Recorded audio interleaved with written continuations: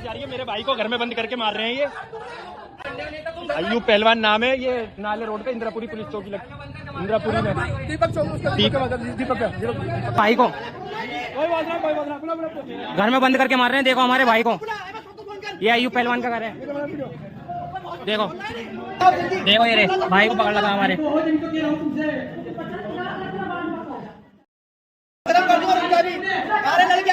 हमारा बहन तेरी माँ को मत ना।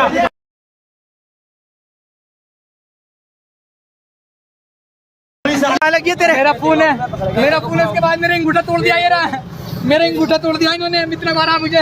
ये कुल्हाड़ी मारी है यार, इसके सिर में मारी है कुल्हाड़ी और इसका घर में। आज हम इंदिरापुरी लोनी के अंदर आए हैं। फोन आया करीब असर की नमाज के बाद, मगरिब की नमाज के बाद लड़के का फोन आया कि अब्बू मुझे बचा लो, अय्यूब पहलवान ने अपने मकान में बंद करके मुझे मार रहा है। किस बिना पे उसने बंद किया था जो उसको मार रहा था? ये पता नहीं किस वजह पे करा। बल्कि मेरा लड़का जो है अकाउंट में पैसे डलवाने जा रहा था और अपनी मदर की दवाई लेने के लिए जा रहा था, अपनी माँ की, क्योंकि भास हॉस्पिटल का इलाज चल रहा था उनका।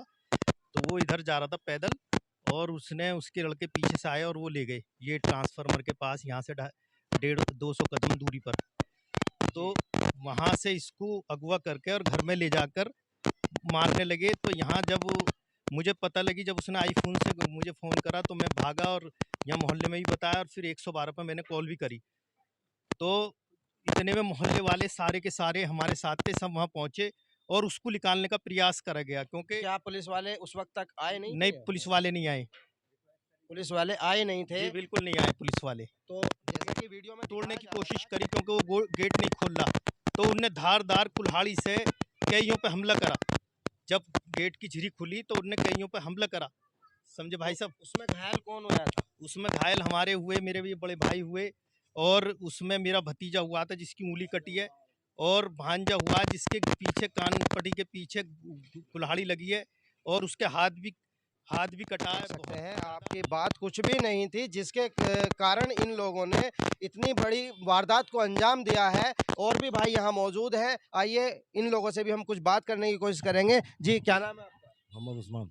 जी ये जो चोट आपके लगी थी वहाँ से कैसे लगी थी? कुल्हाड़ी मारी फेंक के उसने। कुल्हाड़ी उसने फेंक के मारी थी जब आपके ये चोट लगी।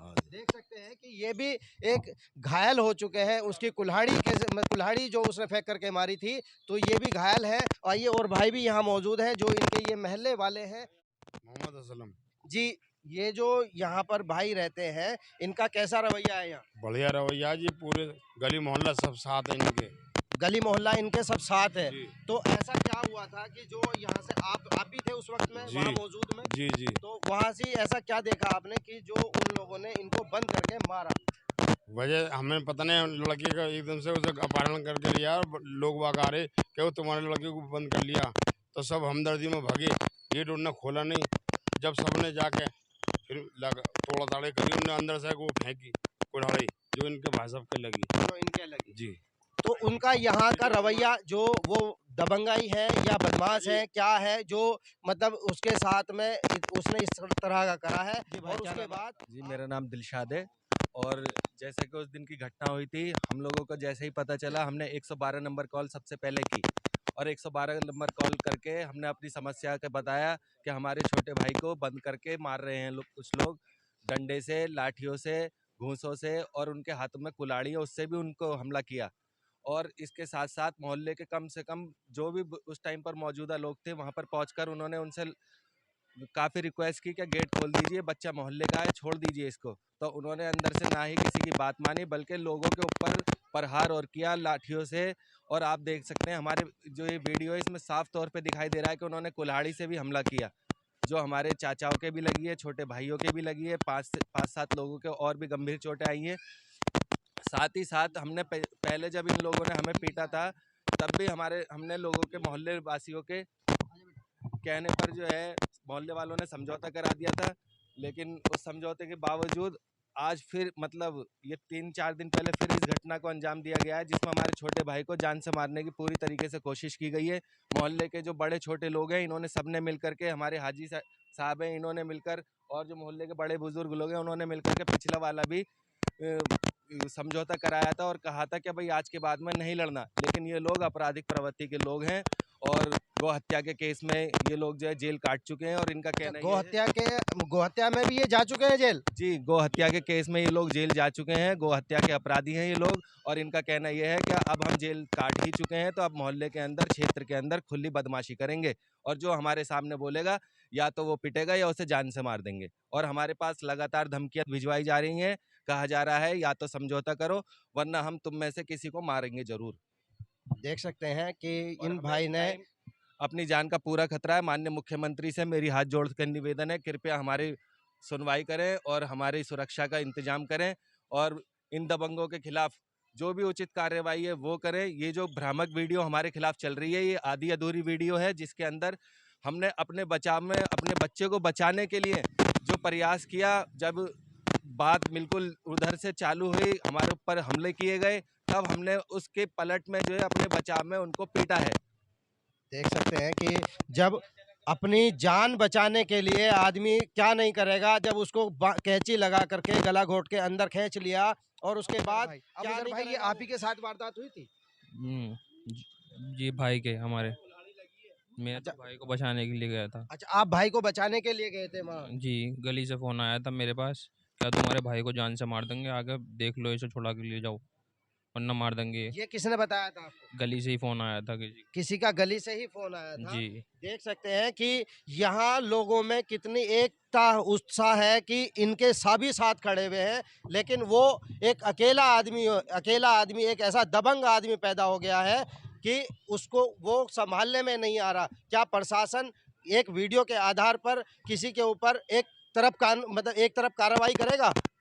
आइए हम इन लोगों से और भी बात करने की कोशिश करेंगे कि यहाँ पर एक मौजूद है। जी, क्या नाम है आपका? हाजी सगीर साहब है जी। हाजी शकीर करीबन 8 महीने करीब हो गए होंगे उम्र, तो 10 भी हो सकते हैं, लेकिन हमने बैठ कर आपस में समझौता करा दिया गया। उसमें जो गलती सलती थी मंगवा दी गई थी। हमने कहा भाई आइंदा ऐसी नहीं होनी चाहिए, पड़ोस का मामला है, हम एक ही है, परिवार है सब, लेकिन यहाँ से दंगा पिसाद नहीं होनी चाहिए जैसे आप लोग करते हैं। आप अपने बच्चे को समझाइए तो उसको समझाएगा, वो फैसला हमने करा दिया गया था। अब ये दोबारा दंगा हुई, ठीक है जी, इसमें गलती है, गलती मान ले तो यह सबसे बढ़िया बात है, लेकिन उसको यहाँ से ले जाने नहीं चाहिए था बच्चे को। सबसे पहली बात तो यहाँ से बच्चे को ले लेता, आगे इनके घर पे आता। बस समझौता तो हमने पहले करा दिया था, कंप्रोमाइज करा दिया था आपस में इनका, लेकिन फिर बाद में जो दंगा होया ये गलती हुई, गलत है ये बात। देख सकते हैं कि यहाँ हर आदमी उसी को गलत इसलिए बता रहा है क्योंकि उसने गलत किया है। अगर वो गलत नहीं करता तो कोई भी उसको गलत नहीं कहता। इतने लोगों में से कम एक आदमी तो ऐसा कहता कि उसके फेवर की बात करता। इसलिए मोहल्ले की बात है, समझौता मान जाएगा छोटे बड़ों से कहने से। पहले भी समझाया था उसको, नहीं समझ में आ रही उसके। देख सकते हैं कि ये भाई भी इसी बात के लिए कह रहे हैं कि समझौते के मतलब आधार पर रहे कि भाई समझौता हो जाए, लेकिन कोई किसी तरह किया गया था और यही वो शख्स है जिसके ऊपर कैंची पे रख के आए हैं। देखते हैं क्या बात हुई थी। भैया क्या नाम है आपका? भैया मेरा नाम साद है जी, साद भाई आप ही थे वो जो मतलब वहाँ पर ये वारदात हुई थी? जी, मैं ही था, मेरे को ही लेके गए थे, ठीक है ना, मारते पीटते हुए और कैंची वैंची लगा रखी थी इन्होंने, ठीक है ना, और ये गले पे रख रखी थी, ठीक है ना, और ये मुझे 5-7 जने मारते हुए वहाँ तक लेके गए अपने घर में, और घर में मेरे को बंद करके 8-7 जनों ने खूब मारा है लाठियों से। क्या वजह थी कि आपको ये पकड़ के लेकर गए? मेरे से तो कोई बात नहीं थी, ठीक है ना, मैं तो निकलता हुआ जा रहा था और ये अचानक से ही ये लोग इन्होंने पीछे से पकड़ा है मेरे को और ये पीटते हुए लेके गए मेरे को। यानी कि इन्होंने की कोई बात नहीं थी उस वक्त में। अब से जो 8 महीने पहले का वाकया बताया जा रहा है जिसमें सुलह भी हो चुकी थी और उस सुलह में इनकी नामर्जी रही होगी, जिसके कारण इन लोगों ने इसको पकड़ा और पकड़ के घर में खींचा और खींच करके इन पे वार किया गया। यहाँ और भी मारपीट करना ये बिल्कुल गैर कानूनी है और ये तरीका सही नहीं है। ठीक है, आदमी को शांतिपूर्वक रहना चाहिए, जबकि ऐसा करना उचित नहीं है कि किसी को पकड़ो जबरन, घर में मुंदो, पीटो, तो उसके परिवार वाले क्या करेंगे भाई? सुन के तो भागेंगे सब कि भाई अपना बच्चा वहाँ फंसा हुआ कि मूंद लिया, क्यों मूंद लिया, उसको बचाने तो जाएंगे ना। हमने कॉल करी कॉल करी थी तो पुलिस प्रशासन आई नहीं होगी उस समय पे शायद, ये हुआ होगा, अन्यथा तो ऐसा तो नहीं होना चाहिए। जो हुआ वो गलत हुआ है। देख सकते हैं कि ये लोग यहाँ के जिम्मेदार लोग हैं और जिम्मेदारों के से ही बात करी जा रही है, जो क्योंकि हम बार बार एक ही बात को इसलिए कह रहे हैं क्योंकि वो जो वीडियो वायरल करी गई थी वो गलत थी और उसकी निष्पक्ष जांच करनी चाहिए। प्रशासन की ये जिम्मेदारी बनती है कि जो जिम्मेदार लोग हैं उनसे पूछा जाए कि कौन गलत है कौन सही है, उसके बाद में ही कोई निर्णय लेना चाहिए। एक भाई और भी है हमारे पास में मौजूद। जी सर, क्या नाम है आपका? मेरा नाम यासीन है। जी यासीन जी, मैंने सुना है कि आपके साथ भी कोई झगड़ा हुआ था? हाँ, 5-6 साल पहले हुआ था। 5-6 साल पहले हुआ हाँ। था। और उसमें क्या हुआ था? उसमें ऐसा हुआ था, इनका बच्चा बाइक लेके जा रहा था, तो छोटे छोटे बच्चे गली में खेल रहे थे, तो मेरे लड़के ने ये कही थी, वो उसके बराबर का ही था, छोटा ही था, बड़ा बराबर का ही था, ये कहने लगा कि थोड़ी हल्की चला ले कि बच्चे आगे खेल रहे हैं। तो पहले तो उससे उल्टा सीधा बोला, फिर अपने घर वालों को बुला लाया, फिर हमारे पे जो है अटैक करा इन्होंने, लड़के को मारा, जो भाई वो बचाने के लिए गए उनको ही मारा था इन्होंने। देख सकते हैं आपकी जो इतना दबंग।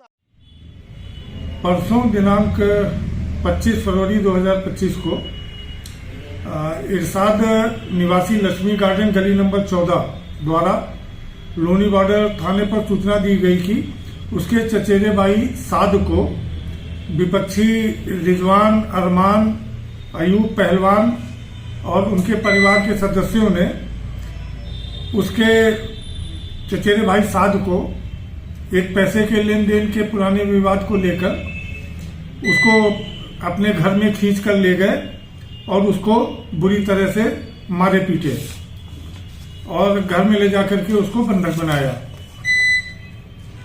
इस संबंध में साद के पक्ष के अन्य लोगों को भी चोटें आई हैं और इसके जांच के बाद थाना लोनी बॉर्डर थाना प्रभारी द्वारा सुसंगत धाराओं में अभियोग पंजीकृत किया गया है।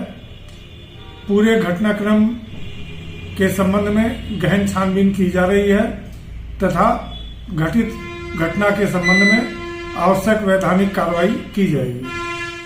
जी देखिए, ये जो भाई हैं इनसे और बात करेंगे। जी सर, क्या चाहते हैं आप हमारे चैनल के माध्यम से?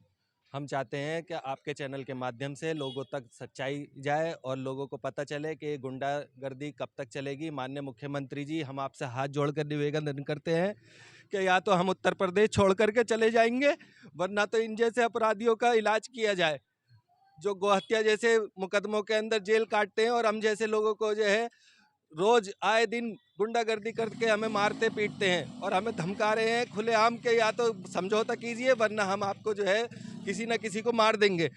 और इन लोगों का काम बन गया है लोगों के साथ में झगड़े करना और लोगों को आए दिन पीटना और अपनी गुंडागर्दी क्षेत्र के अंदर चलाना। बस हमें इंसाफ चाहिए, इसकी निष्पक्ष जांच कराई जाए और जांच कराने के बाद में जो भी उचित कार्यवाही हो वो उचित कार्यवाही की जाए। देखिए, बने रहिए न्यूज़ 24/7 के साथ।